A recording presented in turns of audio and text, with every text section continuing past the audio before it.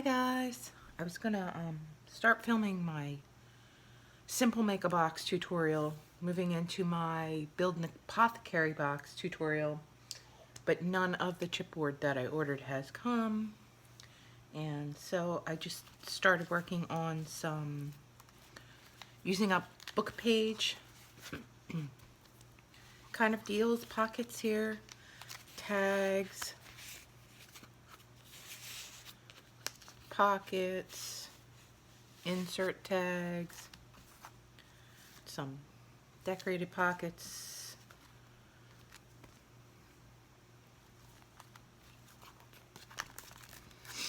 What happened was I went to the thrift shop way before COVID. Yeah, this one's cute too.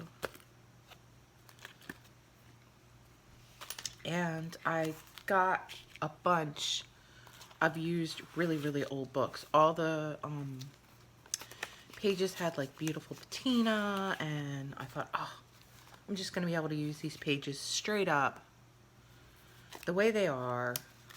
No worries. I don't have to like censor. Well, I started to read them. The one I liked the most, that had the most beautiful patina, I don't know. It was written in like the late 1800s, early 1900s. I don't know. It seemed to me that some of the things that were written on the page could have racist overtones. So I don't want to throw the book away. I mean, I want to throw the book away for that reason, but I'd like to be able to use the beautiful pages, but obviously I can't support the words that are in it. So what I'm doing is I'm making pockets, and then basically I'm just covering all the text, or I'm making tags and then I'm just basically covering all the text. I don't know if that defeats the purpose, because a lot of people really like the text, but in this case it's really the only thing that I thought I could do with it. I don't know if anybody else has any other ideas, please let me know. I don't want to go through and redact the whole book, and I just want to have a book where I feel like I can rip the pages out. I thought because it was an older book and it kind of didn't have any kind of, romantic overtones, that I wasn't going to have to, edit it or whatever, but thank goodness I started reading some of the pages as I was using it, because I really generally, it looked like a self-help book, but I'm not totally sure that that's the kind of help I need. Anyway, so what I did was I tore it apart. The cover I'm going to repurpose, but I'm obviously going to cover it just in case it is something that's like a known racist thing and I just am completely unaware, because that just makes me ill. Anyway, so what I did was I was able to get the pages out so that they're in this format. And I'm going to flash them real quick, because in case there's anything inappropriate on there. I left one of them double. I folded one in half and made, oh, wait, this one I tore in half. My bad. I folded one in half and made a pocket, and then folded one in half and made another pocket, but then I just cut the excess off, sewed all the way around, made a thumb hole. That's what I did. They come out looking like this. Now this one's a little wonky. I must have been not paying very good attention when I made this one. But yeah, so that's what they look like. So then I was like, okay, I have, like I said, I bought a lot of older books. I also had a lot of old book pages that I got from a place called the Old Paper Store on Etsy, which they have the best ephemera. I love their stuff, and that's where I've been ordering my ephemera if I can't find something in like a thrift store, blah, blah, blah, what have you. So basically, I have been lucky enough to find pages that kind of just fit the internal part where I sewed, And then I've been just cutting down other things to fit in it. And so that's how I've been making them. This is going to be the next one I work on because I found a lot of purple. And you guys know I love purple. So this was paper that came in that last kit that I went through from Your Creative Studios. The cards and the envelope in here are also from that. I kind of debated whether I should put paper in the thumb hole because then you can't really tell it's a thumb hole. So I just inked it. We'll see how that, I mean, I don't really have a plan for these. I generally don't make ephemera up ahead of time. I usually make it according to the theme of my book. But oh, I also have that sticker book. Where's the sticker book? I found this sticker book a long time ago at Target. And then all of a sudden y'all found it too a couple months later, and it became like a big deal for everyone who does like journals and bullet journaling. My daughter does bullet journaling, so she had bought it for me a long time ago. And it was actually like on clearance when we bought it. So I was surprised that so many people found it afterwards because there ain't no way she paid $25 for it because she just wouldn't pay $25 for a sticker book. And I've been using some of that and, you know, just stuff from my stash, my die cuts. Yeah, so it's kind of fun just putting things together. Now, I'm not super great at collage, but I do enjoy it. So I figure the more I do it, the better I'll get at it, maybe.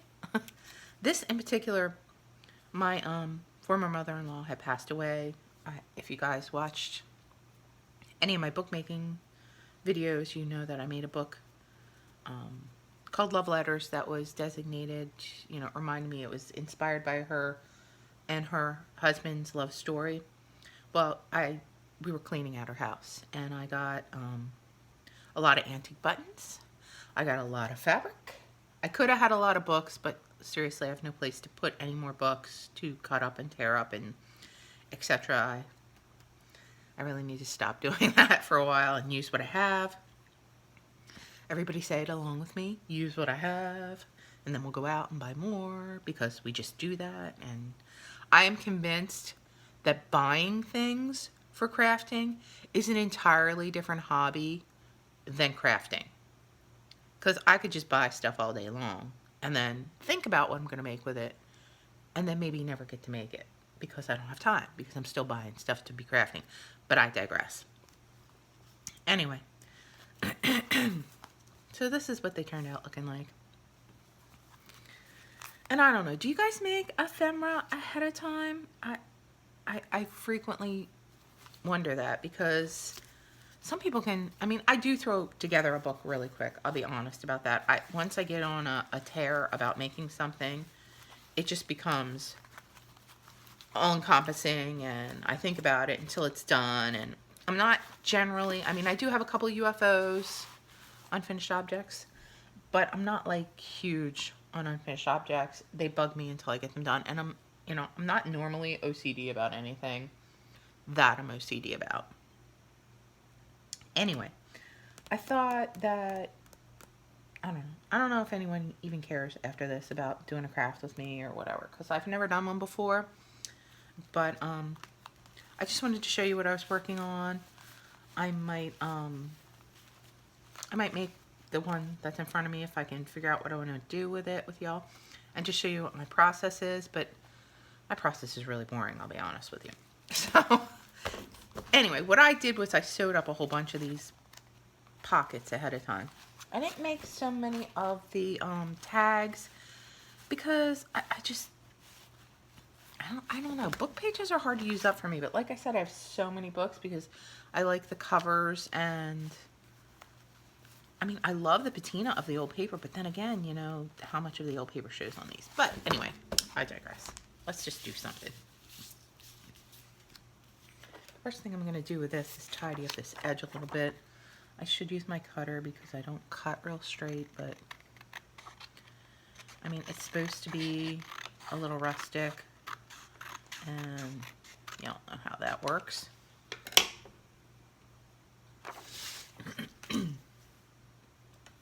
Let's ink up the edge. Because even though this is an old book, it doesn't look old enough for my liking.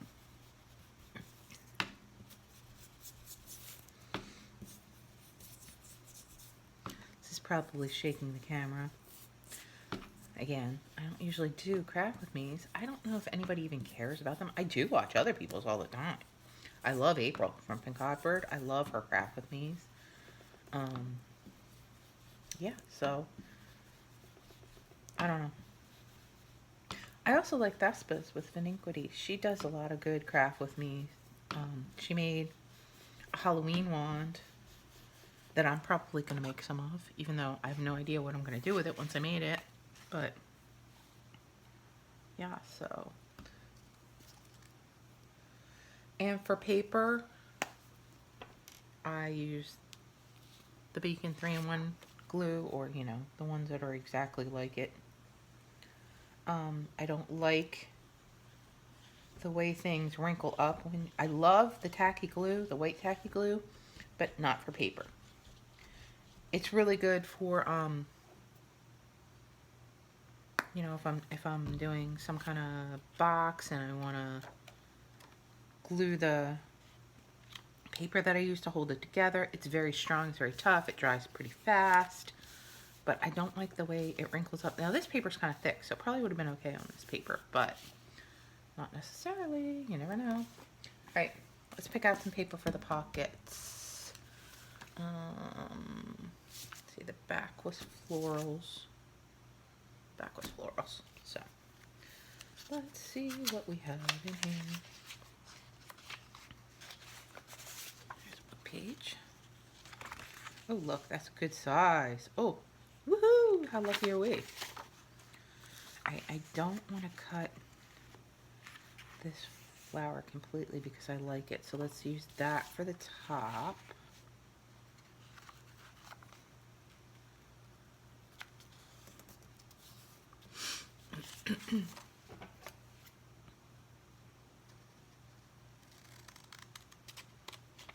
Straight up cut a little sliver off here.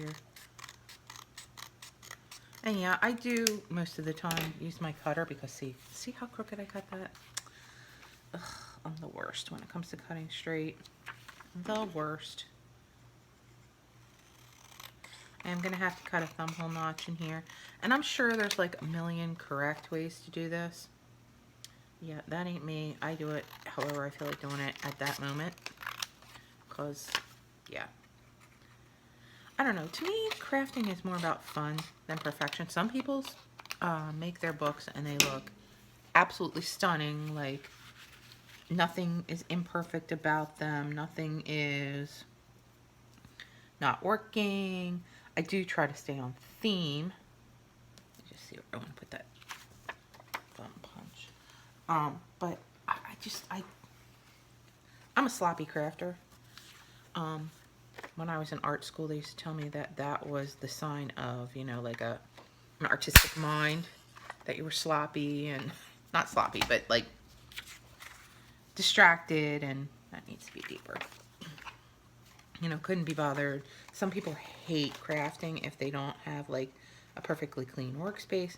Now, I have to have a perfectly clean workspace when I start out because I gave up my craft room when my stepdaughter moved in. Because I love her more than I love crafts, which is saying something, if you know me. And so I have to pack all my stuff up and put it away every time I'm done crafting. Okay, I'll go with that. And, but man, if I had a room like I used to, I would just stop, make craft, leave it lay off on my desk or my table or whatever I was working on, sewing machine. I just let it lay there. But I don't have that luxury anymore. I craft at my dining room table. And when my boyfriend's making dinner and he says, honey, we're eating dinner in like a half an hour. You need to clean up. And then I get that look on my face, but he knows. He makes me clean up because we have to eat dinner together like a real family, no matter what day it is. If we're all home, we're all eating dinner at the table. Even if it's takeout. he has a saying for it, but it's not YouTube friendly.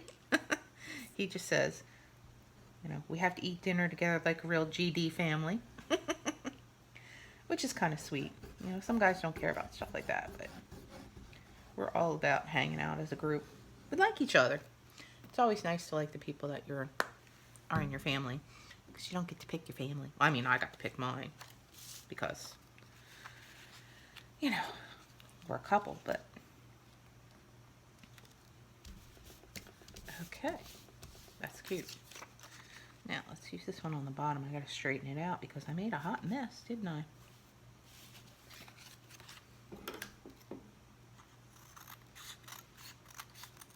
I just got up maybe half an hour ago, and I don't have full coffee on board yet, so I don't know about y'all, but I didn't used to be a coffee drinker. Now, basically everyone knows that you don't come near me unless I've had coffee, because I don't know if I'm addicted. I don't know if it's just that I'm older and I need that little extra spark to get me moving, but yeah, I'm not down with the no coffee on board. Sometimes when I have to have blood tests for like medical stuff or like checkups, they tell you that you're not allowed to have caffeine in the morning. Oh honey, my family runs for the hills. They are like, I don't think so. We're not doing this today. Have a nice day. We'll see you later. Oh, that's cute. And let's take that up too. So, yeah. So what are you guys working on? What's on your table today? It's Saturday. I love Saturdays. I like it better when my family doesn't have to work, but you know, we live in a tourist town, and a lot of people from the city, from DC and Philly and surrounding cities, Baltimore, own houses here in Rehoboth Beach, and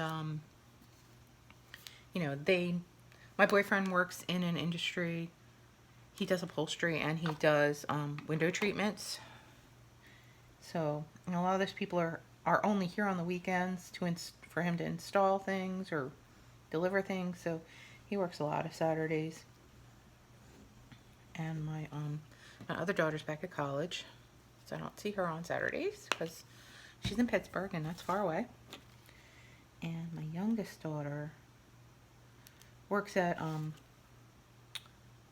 Matt's family owns a sunglass store here in Rehoboth Beach on the Avenue, and she's been working there for the past couple summers. I can't believe how grown up she is. She's going to she's a senior in high school this. Where does the time go? I mean, I have, you know, I've not been her mom for a really long time. I've been lucky enough to be her mom though. I mean, as much as a mom. She has a real mom, but you know, I've never met her. I don't think she's seen her for a while. And it makes me sad. I'm the kind of person that tries to be everybody's mom, honestly though, whether they want me to or not. Because that's who I am. Anyway. Okay, that's kind of cute. You guys like that? Or does it show off how crooked that I put the pocket on? Kind of does. Well, you know what? If I slide it down, you won't be able to tell. Let me ink that up. We'll glue it down. And then we're going to add some purple accents, I think, because I found all that purple stuff that matched. Very cute. There's certain colors I'm really attracted to. Now, I don't usually do a lot of vintage. I usually do more spooky, scary stuff, but I love old books.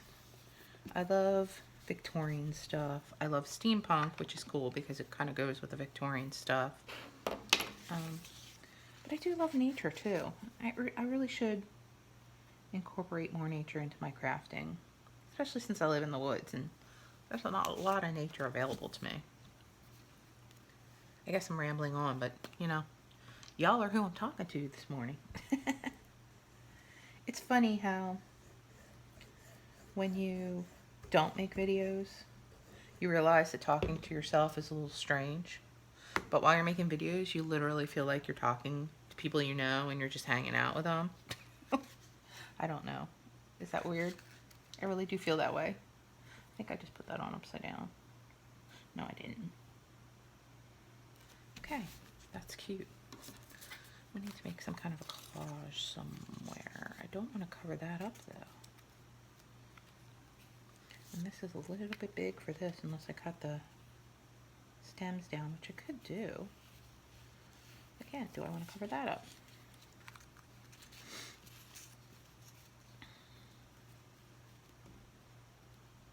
That's kind of cute. That's kind of cute. What do you guys think? We do have to ink this up because the white is making me crazy a little bit. I love die cuts, but I hate it when they have white backgrounds, which most of them do. And I know you can ink them. But when I like cut something out, I cut it like intricately. I don't leave any white when I do fussy cutting. But I'm not about to sit down and fussy cut a die cut that's already cut out because I'm not gonna do that. Yeah, that's cute. Plus it adds some florals to that middle line there. So what are your favorite kind of, oh, I guess somebody did fussy cut this out. I thought it was a die cut. Must have been one of the things I got from the old paper store. Their stuff comes so cute. They make like paper pockets to send their stuff in out of old paper. Yeah, I mean, I don't even know the person who runs that store. I usually like to try and buy from people I know, but except for digitals. Digitals, I buy digitals from everybody. Oh, I glued that down and I'll put my ticket under. Let's stick some glue on there. But yeah, so I like supporting small business, especially on Etsy, because you know how much work goes into this stuff, and you know that it's for a very specific audience, and you know, sometimes stuff is a little more than I'd like to spend, but then I realize the people, because I make stuff, I realize people don't really even get what the time and money and effort that they put into them out of it usually. It's more, they love to do it and they hope to get a following, and maybe I'm different than everybody else, but that's what I see it as. I want to use this ribbon. Of course, I attached it all together with a paper clip, and now I can't get it undone. But obviously, I don't want to use it all.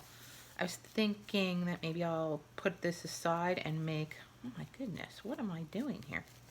Make a ruffle with it for across the top, across the pages that don't have the purple. Oh, that would be nice. I don't want it to be just straight. I'm going to sew a ruffle. So, okay. Yeah, I can't get this undone. We're just going to unbend it. And then I will make a ruffle with that, and I will glue it on. But I think this needs some lace. Let's dig in the lace stash and see what we can find.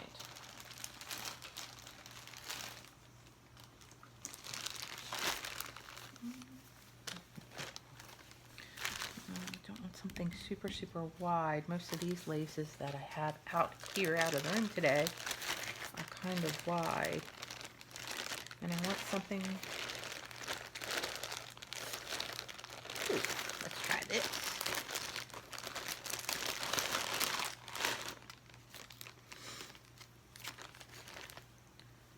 Add a little pink. Oh yeah, that's cute. That is so super cute. You guys like that? It's so funny because when I watch people make things and I think, oh no, you should put that there or there or there. It's funny because usually they do end up putting it where I say, or choosing the thing I'd say. Very rarely they don't. But when they don't, I get like super invested and angry. Isn't that funny? like why do I care? I'll never see the thing again, but especially if they ask me, like, what do you guys think? You know, in the video, which was made like way before I ever saw the video, but sometimes I'm just so silly. I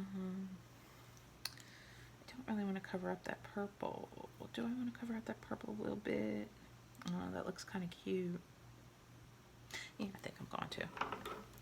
For all you out there that are yelling, no, I'm sorry. Don't get mad. It just looks too plain. And I'm going to definitely put purple ribbon ruffle across this. I'm not right now. My sewing machine right now. That'll have to be for a later date. Usually I make a bunch of things, and then later on I drag out my sewing machine and do them all at once because, like I said, it's a hassle because it's not just set up like it used to be. And I kind of ruined my really, really nice sewing machine sewing paper. People say you can't do that. Well, guess what? I did. Because it screws with the tension sometimes. So I have a really expensive, nice sewing machine that I just bought that I use for when I'm just making, you know, quilts or fabric things. And then I bought my daughter, my stepdaughter, the same exact really nice sewing machine during COVID so we could make masks together. And so she had an old sewing machine that her grandmother had given her that was, you know, it's cute. I mean, it's a nice little brother sewing machine, but it's not like, it has some fancy stitches, but it's much more basic than the one I bought her. So I try to get that one out and use it for my paper because then, you know, if it's ruined, I ruined a couple $100 sewing machine instead of a couple $1,000 sewing machine.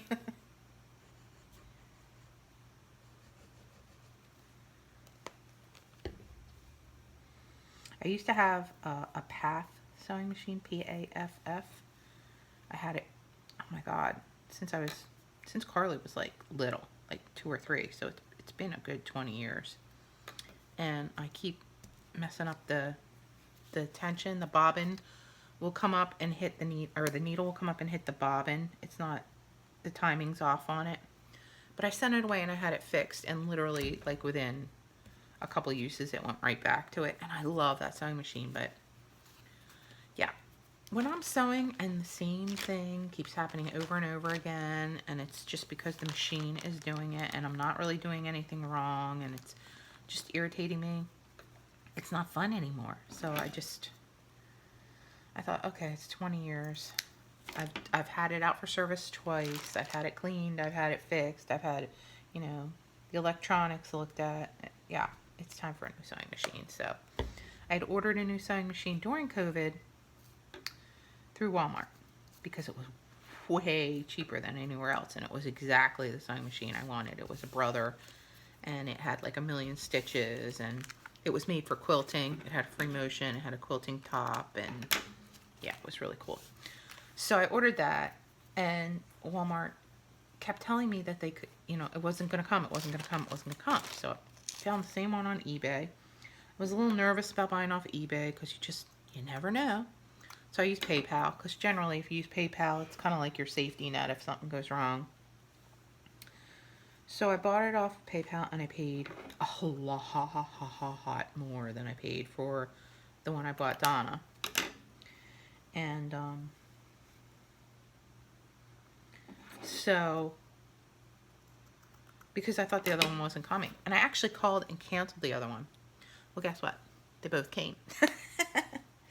And I paid for them both. So yeah, so I gave one to Donna instead of returning it because she had been so good during COVID, and like she's a really good sewer. She's grown up sewing. Obviously her dad and my mom own an upholstery shop, so she's grown up like sewing, always around her sewing. And she's really good at it. She was taking class in school at the time and making all the costumes. Mostly her, making all the costumes for all the plays that they did at her high school. She really did a good job too. They were really cool. So when COVID hit and nobody had fabrics for making masks, and you go online, you couldn't find elastic, you couldn't find fabric, she gave me her stash. I mean, like literally her stash, everything she had, and I used it all. And I made over 400 masks to give out to my family, friends, people at work. You know, I work at a hospital. And so I really felt that when that machine came, it should be hers. She deserved, you know, a special kudos for, you know, being kind and generous. And you've got to reward that in your children, I think, even though, you know, some people are like, well, it's just the right thing to do. Sometimes it's a kid, especially when you work a minimum wage job and you've paid for everything that you're handing over to somebody. You know, I would have paid her for it, but again, she's not that kind of kid. She didn't really want money for it, and yeah, so I'm lucky to have that kind of girl. Well, this one's just about done. And I don't really have a plan for another one. I mean, I have more made, and if I thought people were interested, I would sit here and make them all day. I probably will sit here and make them all day. I just probably won't film it. I love this glue, but man, it sticks to my fingers more than it sticks to the stuff I want it to stick to. Do y'all find that? Maybe I'll let it dry for a hot second. I'm also very impatient. That could be part of the problem. Maybe just a little bit. But,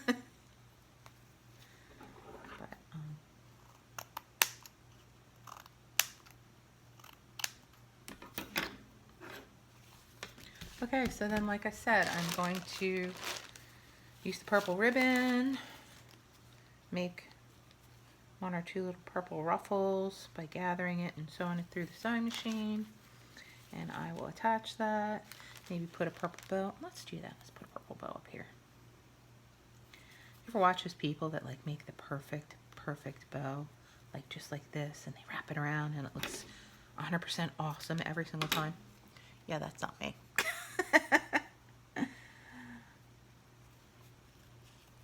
Y'all probably think I'm crazy. I mean, maybe a little bit.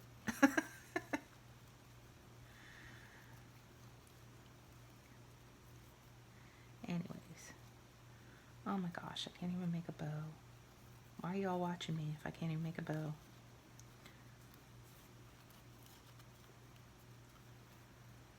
It's morning. I haven't had enough coffee to keep my body going. Oh, there, that's better. Let's tighten that up a little bit. Make our pretty little bow. Here's also my question. These people who make these perfect bows, which side is the front? This side? I think so. And my bows always kind of like stick up. They don't go out flat. But, you know, it is what it is. Let's put that up here. By our little thumb notch, it covers up where there's no lace. Cool, cool.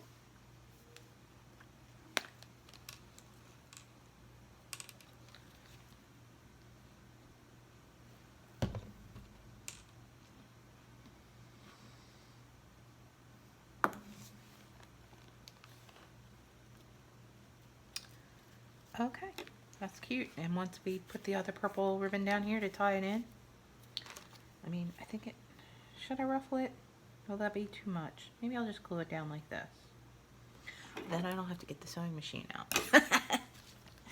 Yeah, y'all knew I was going to do that eventually, didn't you?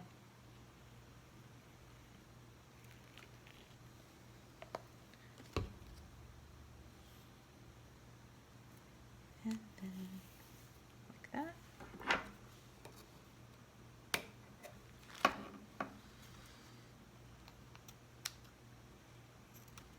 I also need to get all my cutter bee scissors.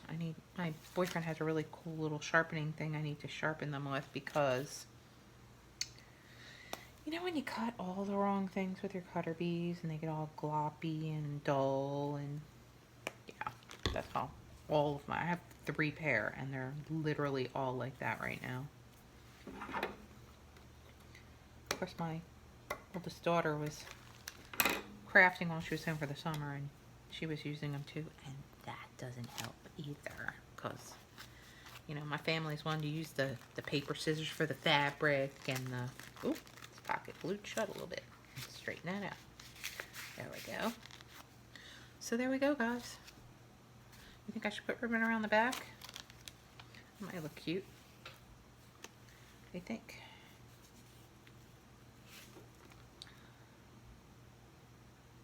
Yeah, I kind of like that. You know, I never know when to stop. Do you know when to stop? I could put doodads and wing-wangs and whatever you want to call it on everything all the time.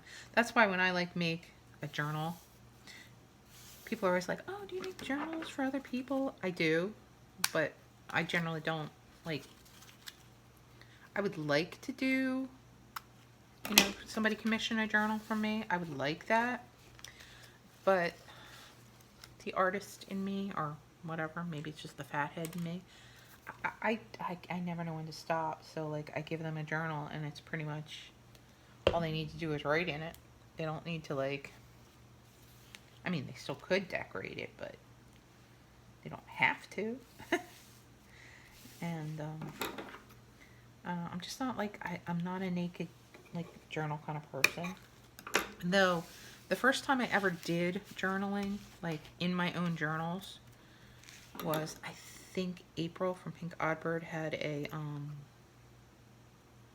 Halloween journal thing for a group we were in, and she did the prompts, and we all did the pages, and I really had fun doing it.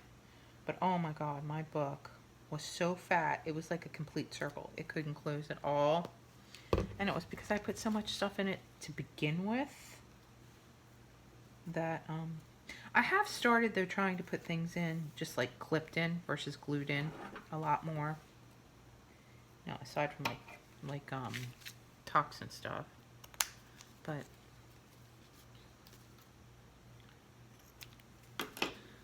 and it's like when you do a swap and you never feel like what you put in the swap is enough, and you just keep like, oh, I could throw this in the box, and I could throw this in the box, and then finally the box, like, the lid's all bulgy when you tape it shut to mail, and you take it to the post office and they like tell you what it weighs, and it costs you like 10 times more to mail it than you thought it was going to.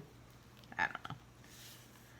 I honestly just really love when I do something, I want people to be wowed. I want them to be excited that I was the person that was their partner, or I, you know, did something special and they thought it was really cool. I live for that stuff. I really do. What does that say about me? I need validation? I don't know. Pardon me. I need a cup of coffee. Okay, so I think I'm done. Let me know what you guys think. Using up the book pages, stuff from the stash, die cuts, and, you know, all those things that you kind of hoard forever and never use. Anyway, I hope y'all are having a great day. I hope you're all safe. I hope you're all happy. I hope you're all well. I hope you're all not stir crazy from being in your house. And I really enjoy spending time with you guys. So I've had to start saying, please subscribe, like, whatever, if you watch my videos, because my subscriber count is not growing at all, but I'm getting a lot more views. So when I look at my YouTube, they give you like your stats. It's like 89% of the people who watch my videos are not subscribed. So, I mean, I don't really get anything out of it except for the fact that I know people want to see my stuff because I'm not monetized. But I really would appreciate it. To me, the fun thing is having subscribers, because I feel like I have more friends. But anyway, I will talk to you guys later. Stay safe, stay well. I love you guys so much. Bye.